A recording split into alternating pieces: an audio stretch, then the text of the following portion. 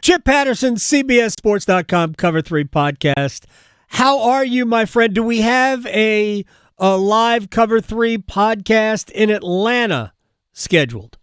No. Look. What? We did it for the semifinals in Fort freaking Worth, Texas, and we're not doing it for the final in Atlanta?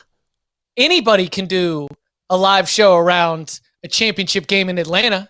That's easy. That doesn't take any effort. Everybody, okay, everybody just roll out of bed. No. We set the bar higher. And not only did we set that bar high, Adam, we made you travail through sleet, snow, and slush. And I don't know if you know about the Dallas Metroplex and winter weather. It ain't exactly prepped for such things. No, we had an issue at a Super Bowl. And an All-Star game. Remember? Right. Yeah. So, the ones who made it, I was so appreciative because they were like literally having to go put themselves at risk because of the long bridges. And we all know bridges ice before everything else. Like, I see the signs. Yeah, I do too. We are safe drivers, if nothing else. I think that it was a great experience. It is something we are looking at again. Our friends at Live Nation, C3 Presents, are based in Austin, and so they wanted to start somewhere close to them. Our next event will be likely somewhere in Big Ten country, so stay tuned for the 2025 season. Well, we got a Big Ten team in the national championship game, Ohio State and Notre Dame. So we'll get to the conference angle here in a second because it's our first national championship game in college football without an SEC team since ... Last year. What? Oh, we didn't Last have one year. last year? Yeah. Who was the championship game last year again? Michigan and Washington. Oh, that's right. Well, no, yeah. That's right. No SEC team. We had two Big Ten teams last year. My fault. I've got you covered. You ready? Here we go. So this is the first year of back-to-back national championship games without an SEC team since 2004 and 2005. 2004, USC beats Oklahoma. 2005, Texas takes care of USC. And then the SEC's empire-like dominance begins in 2006 as they run off every national championship from 2006 to 2012. Then our American hero, ? Jameis Winston disrupts it in 2013 with Florida State. I appreciate you being the fix-a-flat to my roadside blowout right there. So do we have, like, Ohio State's had line issues all year long. Mm-hmm. Have those line issues been repaired to the point where Notre Dame's abilities on the line of scrimmage on both sides of the ball won't impact Ohio State? Yes, because they've had the same crew now for about 4 games. Okay. They haven't suffered further injury. You know, they had further injury in the Indiana game in November. Things got a little bit shaky in the Michigan game as well. But for the entire postseason, they have had the same starting 5, and they've been able to keep them intact, knock on all of the bucknut wood that you can. The other thing is that the big developments along the line of scrimmage are that Notre Dame against Indiana lost its best interior defensive lineman in Riley Mills, the team's leader in sacks and tackles for loss. And then in the most recent game against Penn State, lost Anthony Knapp, their starting left tackle. So the injury issues are really more lining up and piling up on the Notre Dame side than they are for Ohio State. Okay. Ohio State's line, is it missing the same NFL draft talent that it had going into the season? 100%. But, you know, this, and I've been mentioning this everywhere, and I think that I might have even said it with you last week. We are kind of in the Stanley Cup playoffs portion of this where everyone is banged up and everybody's hurt, and you're one rolled up, one tweak away from really having to dig deep on the depth chart. Notre Dame has been able to do this all season long, but this is an immense test doing it against Ohio State. Chip Patterson is here as he is every Wednesday, unless there's a scheduling conflict and we do it on a Tuesday, because I ain't missing a Chip Patterson conversation, unless Santa Claus. Santa Claus is like the only reason that I wouldn't. And Baby New Year. Baby New Year was on a Wednesday. That is true. It's all Santa Claus to me. Once Santa Claus hits, it's we're done for like 2 weeks. All right. So, how do you see this game? Ohio State. We talked about this last week. It took a while, but Ohio State finally started looking like the Ohio State team we thought we would see at the beginning of the season. Is that what we're going to see? Is this going to be an Ohio State coronation, or do we give Notre Dame and Riley Leonard a puncher's chance here? Yeah, I give them a puncher's chance. I think it could be one of those games that maybe feels more dominant than the scoreboard indicates. And I say that especially after being informed by what we saw at the Cotton Bowl, because 15, 20 minutes into that game, it felt like Ohio State was blowing them out. Oh, yeah. But the score was 7-0. Yeah.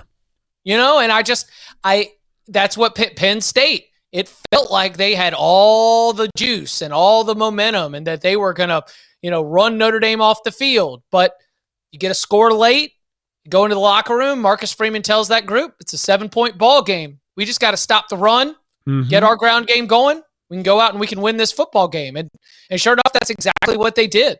204 rushing yards allowed by that Notre Dame defense against Penn State, most of it in the first half. Yeah. They really did a good job of locking them down.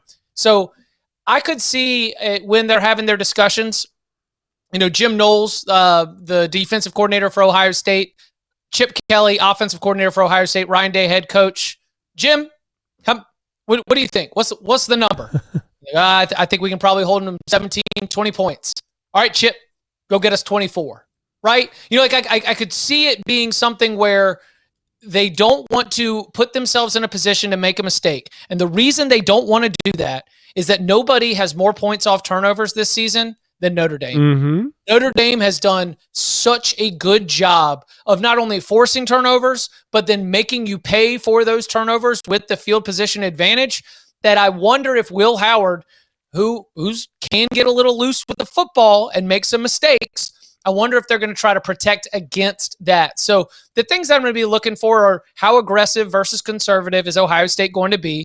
How aggressive versus conservative is Notre Dame going to be? Because they have, for most of the season, played man coverage, which for I know that not everyone's got a football chalkboard in their head when they close their eyes at night, but if you man up on the wide receivers, that gives you more bodies to mix and match your blitz looks. And the defensive coordinator for Notre Dame is Al Golden, and Al Golden has done a terrific job of being able to dial up those pressures. So are they going to rely on what they've done all season? Just say, I know you've got Jeremiah Smith. I know you've got Emeka Buka. We trust our guys because that's what we do. So how aggressive versus conservative is Ohio State's offense? How aggressive versus conservative is that Notre Dame defense? I think Notre Dame's run game, I think Riley Leonard, again, I think that they are solid enough, even against a stellar Ohio State defense with a banged up secondary. I think they can go get us about, 20, maybe even get up to 24 points.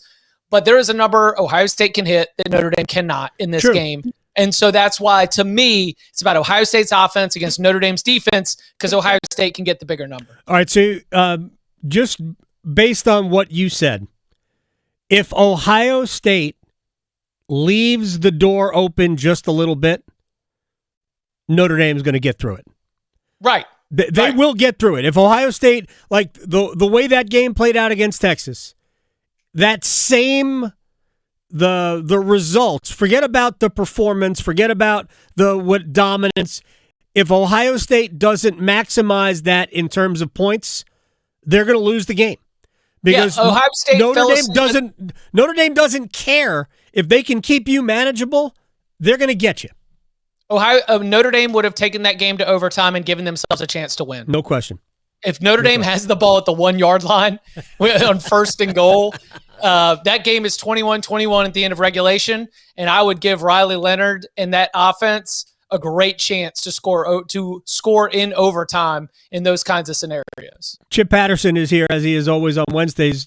Were you impressed by the way Riley Leonard threw the ball? Because that to me has been the difference. Like in the game against Georgia, they didn't throw it at all. I think I maybe had 90 yards passing or something 80 yards like that. passing, yeah. Right. but I was impressed by their ability to throw the ball in the win over Penn State. Yeah, I mean, I'm not going to total asterisk the whole performance. 54 yards did come on a defender falling down. You know, like, I mean, the Penn State corner slipped. But there were a lot of other yards beyond the 54. There were about 150 more beyond the 54, you know, but I just, 54 comes from defender slipping and the worst angle ever by a safety. I mean, that play was a disaster. Jaden Greathouse made a slow motion juke and juked the guy out of his shoes. But to your point, Aeneas Williams, the young underclassman running back, they were throwing the ball to him out of the backfield. Yep. They were finding creative ways to get that passing game going, find a little bit of a spark. And he did it all after getting his bell rocked there at the end of the first half. How about Steve Angeli, the backup quarterback, 6 for 7 passing when he came in and was able to give that give that passing game some life. That's, we talked a lot about, who's going to be the quarterback at Notre Dame. Quinn Ewers earlier today making his official declaration for the NFL draft. Notre Dame was one spot where some people had wondered if Quinn Ewers might end up. I think they've got a good one behind Riley Leonard. And if anything happens, if Riley Leonard's knocked out of the game, I'm not going to rush to live bet Ohio State minus 17 because I do think they've got a good passer of the football. Of course, at FanDuel Sportsbook, where you can make every moment more. I just think that this offense don't forget the offensive coordinator for this Notre Dame offense was the offensive coordinator for Jaden Daniels and LSU last year. So he can take lots of different skill sets and figure out ways to maximize what they can do. He had 2 different quarterbacks. They had 2 different offenses. They were pulling young stars off the bench to be able to find unique ways to get them involved in the passing game. You got 1 game left. I think they will have a balanced attack for sure. Are you picking Ohio State or Notre Dame? I am picking Ohio State to win the football game. My official pick on the site is Ohio State minus 8.5. It is not my best bet. My best bet is first half under 23.5 and Ohio State team total over 27.5. Okay. I have to think about that for a second just to process. 30 to 23 would not be a cover for Ohio State. Correct, it would not. Right, and that's a score I could see. Oh, sure. I actually see the totals lower. I think we're going to see a lower scoring game than that. Notre Dame would love that. Yeah. I mean, that's the path to Notre Dame winning. All right, let me ask you about some other quarterbacks. So we'll start with Carson Beck, who I don't delve into it like you would or like a lot of people would.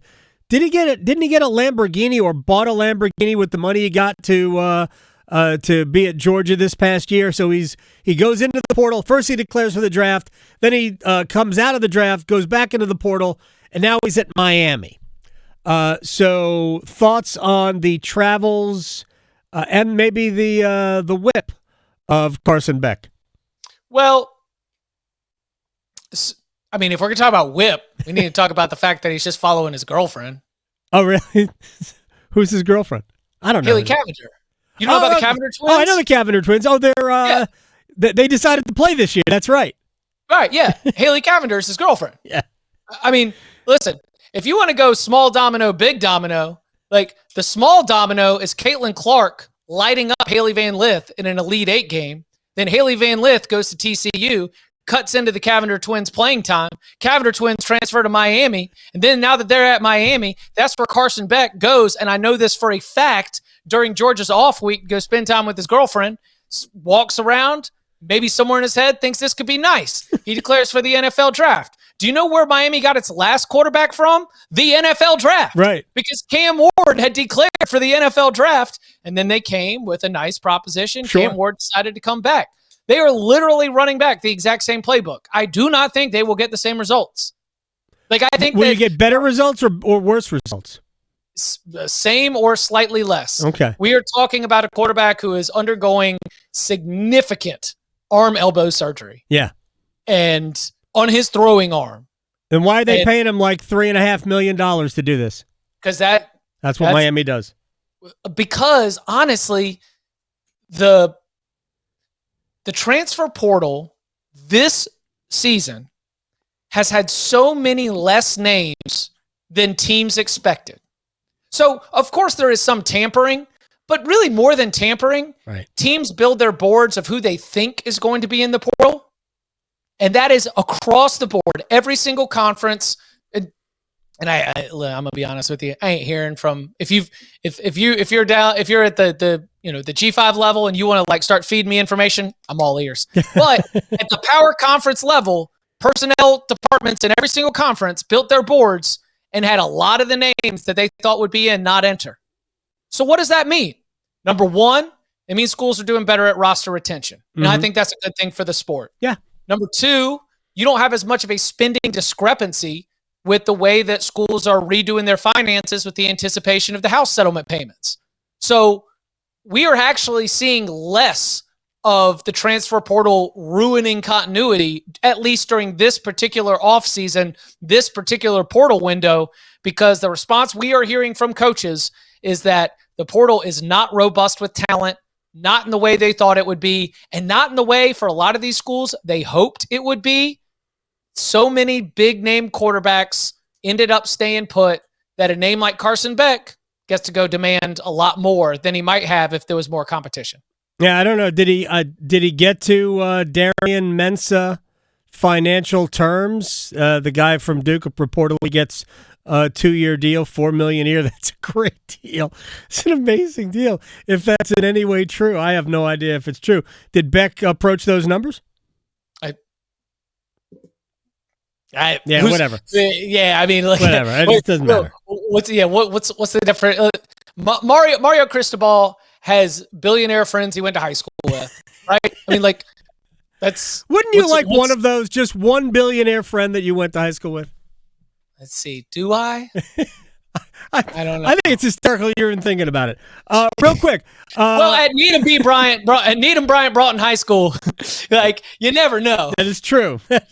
That is very true. So we talked to Manny Diaz earlier, and Diaz was very proud of the proposal that the coaches arrived at through a 4-hour meeting to move the portal opening, shorten how long it's open, shift when it opens until after the first of the year. Charlie Adams, the president of the NCAA, I think is like pretty milquetoast to it. If you were going to, for the best for all parties, if you were going to do anything to the portal, what would you do? I love the proposal. I really do. Number one, for the coaches, you are going to spend more time with your team, right, during the end of the season, run up to the bowl game, run up to the playoff. You're going to be able to, if we're going to keep the recruiting calendar as it is, you can invest more time in trying to make sure that, you are bringing in players that you hope to develop and that you hope to retain.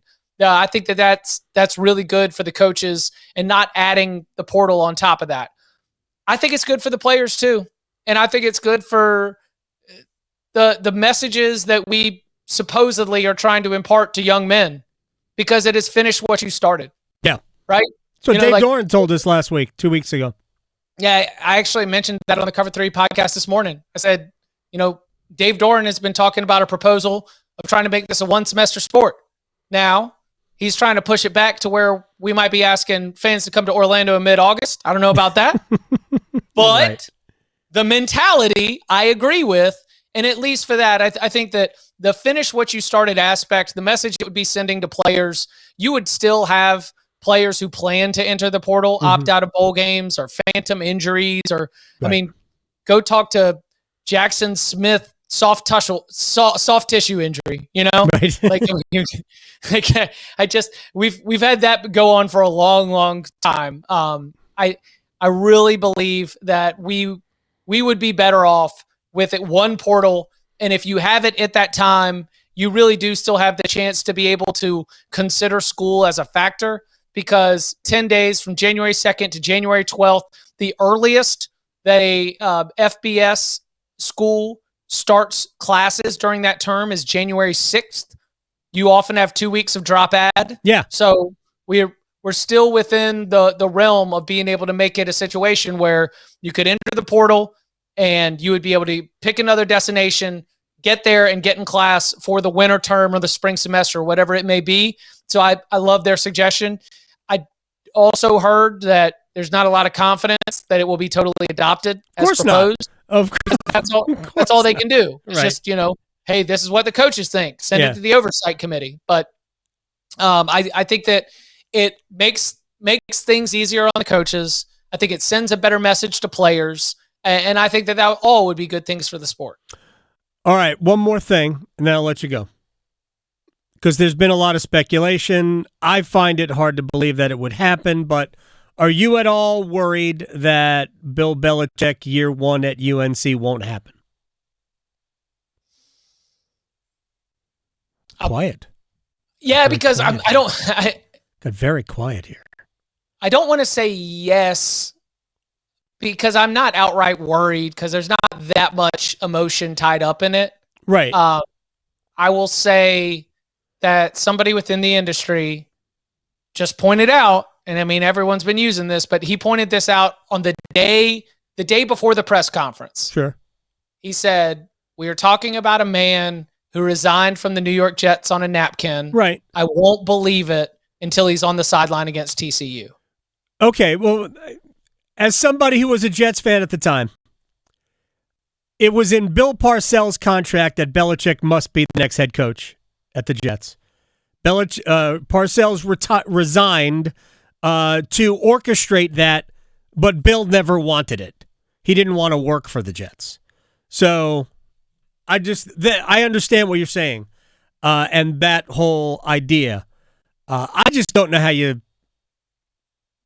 how that doesn't become the narrative for an entire, not just a year, but your most recent narrative. If you do that now, I think he's going to be the coach at UNC. I don't know for how long, but I think he's the coach at UNC this year. Yeah, I tend to think. I think that he will be the head coach at North Carolina for the 2025 season. Yeah, I do. And beyond that, who knows? And beyond I think it that, depends. It depends on how the experiment goes, and I can't wait. Do you agree with this? I think this upcoming season, UNC football will be the number one story in college football, at least for the first 2 months. As long as and if their record is pretty good, it's the entire season that UNC football will have the biggest spotlight on it this year. 2 years ago, there was a story because of the head coach that was the biggest story in college football, and they finished 4-8. Right. That was the Colorado Buffaloes. Yep. Now they came back the next season and finished tied for first place in the Big 12 standings. But Deion Sanders also brought two first-round picks with him. So, we'll see. Yeah. This is going to be. I don't think that they will lose game. I don't think that they will lose some of the games that they had lost as we continue to see the transfer portal wind down, the NFL draft declarations come in, looking at the roster, and I am curious to see how it ends up playing out. Chip Patterson.